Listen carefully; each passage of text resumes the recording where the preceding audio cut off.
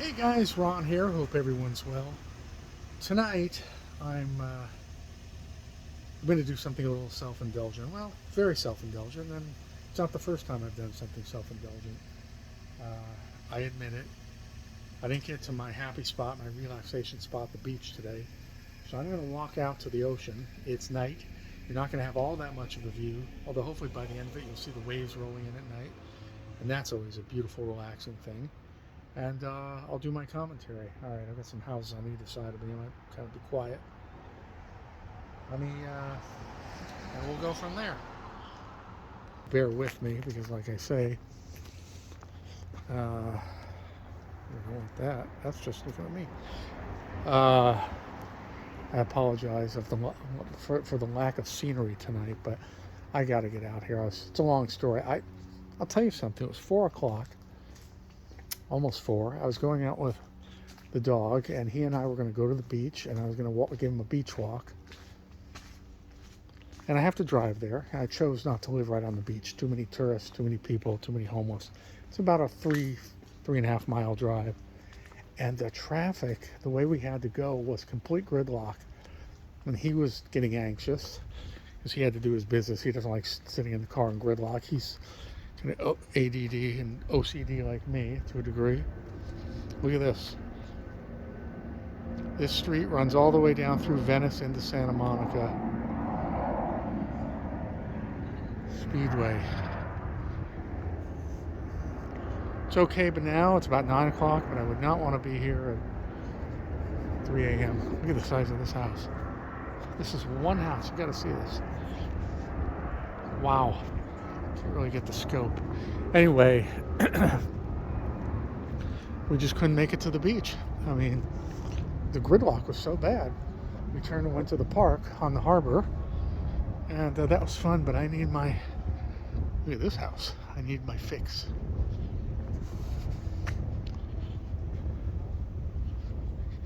Nice.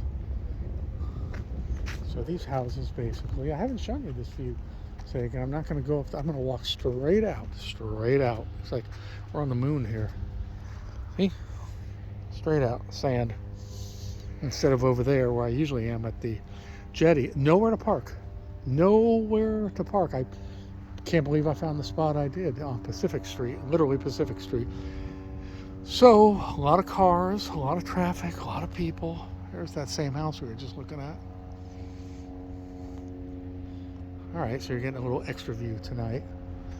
There's beach volleyball. So these homes here on the Strand, or Marina Peninsula, or whatever we want to call it. Oh, I can hear my beloved surf rolling in already. I'll lower my blood pressure 5 points.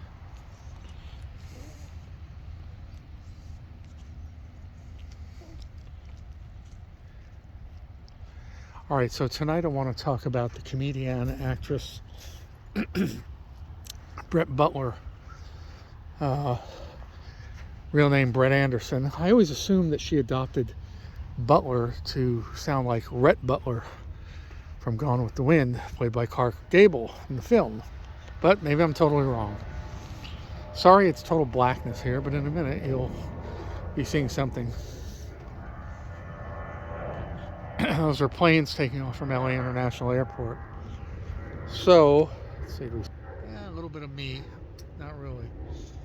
So, Brett Butler. We don't want to look at that. So, Brett Butler had 5 siblings. She was born in Montgomery, Alabama in 1958, in January.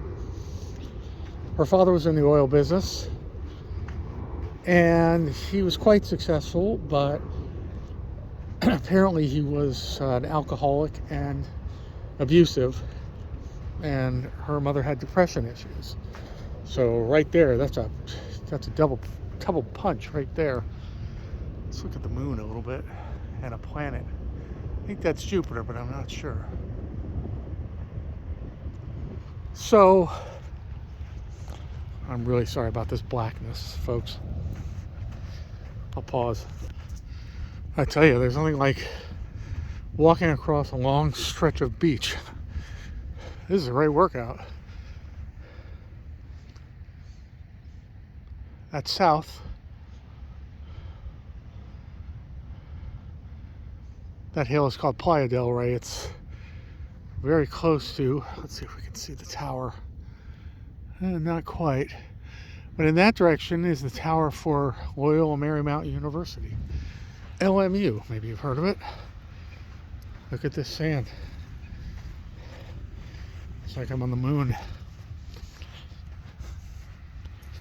So I was telling you about Brett Butler.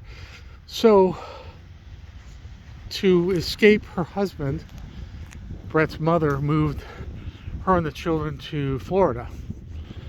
And Brett, in her youth, unfortunately, like her father and perhaps her mother, had substance abuse issues, particularly alcohol and some drugs.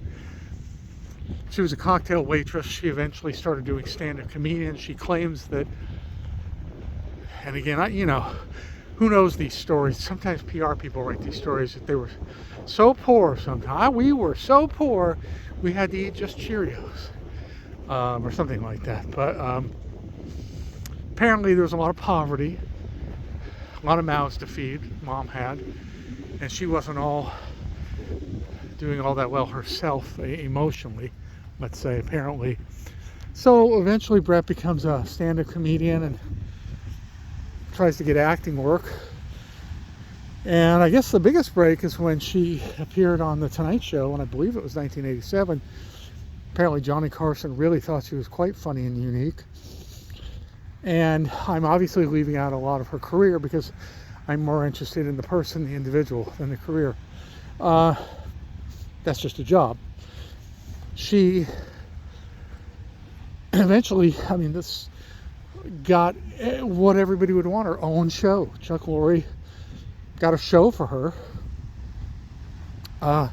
Actually based on her own life, with the exception of her not having children. And I did skip over an important factor. When she was 20 years old, she married for the first time. And you might have guessed it, apparently her husband was an abusive, perhaps even violent alcoholic. Sounds familiar, like her dad. So, now her ex-husband has both denied and he's both denied the claims, and he's also said that the claims were true at various times, but he also said that that Brett was violent with him as well. And, as I've said, at least anecdotally, being sort of a fan of, I wouldn't say a fan, but fascinated by what law enforcement, whoa, sorry about that, guys, what law enforcement has to go through.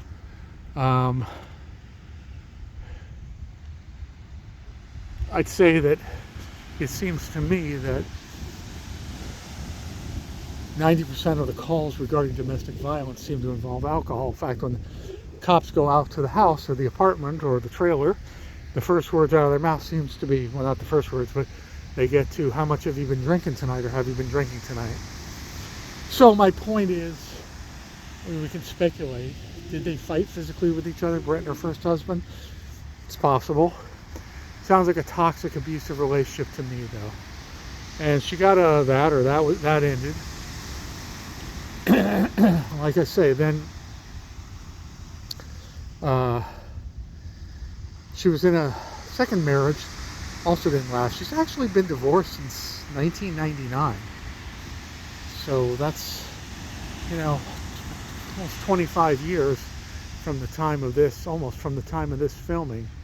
So I don't know that much about her personal life. I've never met the woman. I can't find too much research from the research I've done what's happening, but that's a long time to be single.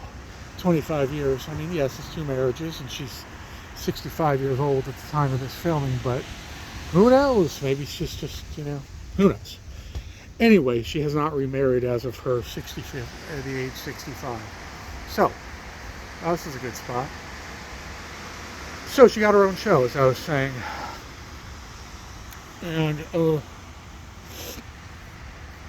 the show, like I said, was based on her life, with the exception, it was about a single mother, and with the exception of her, in reality, not having children.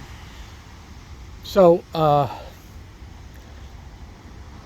Chuck and Lori evidently there were disputes with her and Lori from the get-go. They were bumping heads. So I believe he only stayed as creator and possibly showrunner the very first year.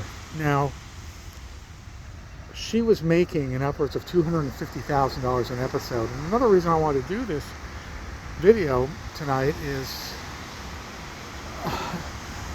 this idea again of people blowing 10, 20, 50, $100 million. If I had $1 million, I'd be happy. And I guarantee you, I would not blow through it. Unless I was, I don't know, maybe had 6 months to live and I decided to just go hog wild.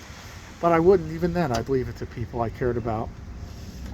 So, she was making a ton of money. I mean, in the 90s, $250,000 an episode was a ton of money. To me, it's still a ton of money. Most people never see $250,000 in their entire lifetime. Well, by season 4, she was back into drugs and alcohol and really in poor shape. In fact, in such poor shape that she had to go to, that she was missing tapings. And obviously, you're the star of the show, you're missing tapings. That's not going to work. So she ended up basically with only half the episodes filmed for the 5th season. She was fired and the show's canceled, and that was it. And I can imagine she must have felt a lot of guilt. She put a lot of people out of work. Hundreds of people work on a sitcom, on a TV show, Grace Under Fire in this case. And it's similar to the guilt and shame that was brought upon Marilyn Monroe when she was fired from Something's Gotta Give, which would have been her final film had it ever been completed. Of course, she was being hired back, which not everybody knows. But anyway, so she's fired from Grace Under Fire. She's dismissed from Grace Under Fire. And after that, I guess she went to rehab and cleaned up. Unfortunately, it was too late because the show was done with her. Anyway, the show was over. And then, understandably, I guess she had a poor reputation in Hollywood as undependable, and had trouble getting work. She did various things. Eventually, she moved out of California. She wanted to change her life at around age 40, and that was after her second divorce. She moved to Rome, Georgia. She wanted to be close to her sisters, and she bought a farm and had acreage and had all sorts of animals. She became very enamored of animals and the farm life. Now, one of the reasons she did this is because she was counting on $1 million deal for her with the release of the DVDs of her TV show. That deal never happened, so the $1 million never came to fruition. Never happened. And she eventually had to sell the farm. And, which is the opposite of someone bought the farm. Yeah, I know. Had to say it though. So, sold the farm, moved back to Los Angeles, single again, and actually was living in an apartment. And at one point she was 6 months behind in her rent and was about to be evicted. Really bad stuff. She set up begrudgingly a GoFundMe page. She said that TMZ actually paid her to fabricate the story that she was once homeless. She claims she always had a roof over her head, never homeless, but that they paid her and she took the payout to lie about that story because, it's a good story. Now, at some point, Charlie Sheen, who she had been friends with for a very long time, pushed really hard to give her a role on his show Anger Management. She did over 30 episodes, But according to her, 5,000 an episode was still not enough to pay the bills. It's union scale, but I don't know. I'd like to make 5,000 for a day's work. But that notwithstanding, um, her financial problems were always dire. She claimed that she gave away a lot of her money because of guilt. Certainly not the first time we've heard that in the entertainment industry, right? She says that she had bad business managers and trusted people that she shouldn't have trusted. Again, not the first or last time we've heard that, right? And I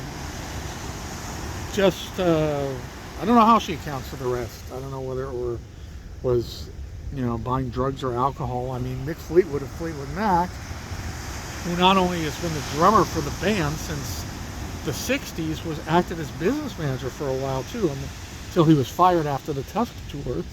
He went through about $20 million, I think, a couple times, because he went bankrupt twice.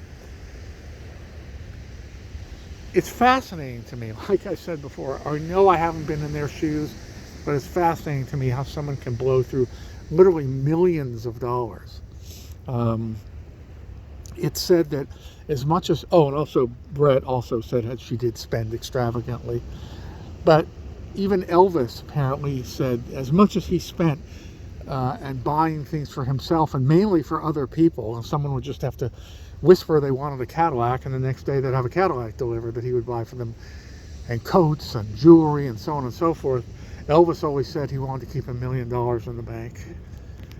But he faced financial problems too because of his spending. So, sorry for the moving around here.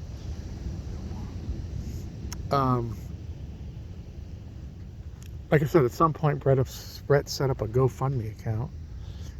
And this is a little preserve they have right in the middle of the beach. I think it's for butterflies. I really don't know what it's for, but they surely don't want people in there. I mean, it's got barbed wire and it takes up like a big chunk of the beach right here. Anyway, by the way, I've shown you this before, but I'm going to show you again. Sorry for getting off on a tangent here. The big fuzzy object there in the middle, that's the roller coaster. No, a roller coaster. That's the Ferris wheel on the Santa Monica Pier. I just can't get a better shot. Anyway, at one point, Bret Baier said she was convinced to do Bret Baier. I keep thinking Bret Baier. Bret Baier is a guy, and I think he's a Fox News or a CNN announcer. Why do I say Bret Baier? I guess it's the alliteration. Brett Butler did a GoFundMe page. Not for much. I think they wanted $20,000. But to be somebody who had, in excess of probably $20 million at one point, was making $250,000 an episode for almost 5 years, to have to kind of beg for $15,000, it's very, very sad. It's very, very sad. At another point, apparently, she got hooked on Vicodin for sciatica. So now it was alcohol, possibly again, and painkillers. And I was going to say that, well, I'll come back when I can think of what I was going to say. One thing I was going to say, that Brett claims to have been sober since 1998, with the exception of the problems with Vicodin. Alright, so, I'll tell you, walk across that long expanse of beach will leave you a little breathless. So, around the age of 50, Brett said that she started to experience some deep depression, which she said was in her family and had been with her off and on all her life, but depression to the point where she had suicidal ideation. That's very, very bad, and I hope for her sake she's getting some help for that. That's where it really ends her story. Apparently the depression and the suicidal ideation got so bad that she became kind of agoraphobic and was not going out much, which is kind of common in those situations, or not uncommon, let's say. and it kind of coincided with the beginnings of the pandemic. So I guess she said it was easier for her to not see people and to stay in and kind of use that as a quote unquote excuse, but that really she was suffering badly. And I don't know what's been happening with her the last few years at the time of this filming. I checked her Twitter, and unless I'm mistaken, there isn't any posting since 2018. So, which is a while ago, again, from the time of this filming. So, I don't know. I don't know what's happening with her now. I hope she's healthy and I hope she's happy. And the reason that her story fascinates me, as so many do, these not necessarily a fall from grace story, but no pun intended with the grace part, but it just fascinates me how people can have quote unquote everything, the things that so many people fantasize about. I mean, gosh, some people fantasize just about having a roof over their head and a car that drives, or their health restored, or being able to walk. And there's people who have the basic needs met, but they wish they didn't have money problems and they had a nice house or a mansion. I mean, you could just go up the list, you know. And then there's people that were in her strata with, you know, tens of millions of dollars and fame and all the material things one could ask for, but personal unhappiness. Fascinates me, and it seems to be more common, very common in the entertainment business, music business, acting, so on and so forth. All right, guys, so I think I'll leave it there. Feel free to comment. I know you guys will. If you're a fan of hers, or even if you just keep up on these things, you may know what's happening with her these days. Again, I wish her the best health and happiness, and hopefully her mental health is, even though challenging, it's getting better, because at 65, she deserves to enjoy her life. But anyway, I mean, I say that about a lot of the people that I profile, and she's one of them. It's happening here, not just a jogger. Okay, so I'm going to leave it there, guys. Ron here. If you like the channel, please subscribe if you haven't already. If you do subscribe, please hit the little bell icon next to the subscription button, and then you'll be notified when I post. Can't tell if that's a jogger or a homeless person. Anyway, and I look forward to seeing the comments, and I'll see you guys at the next location. Thank you. Bye-bye.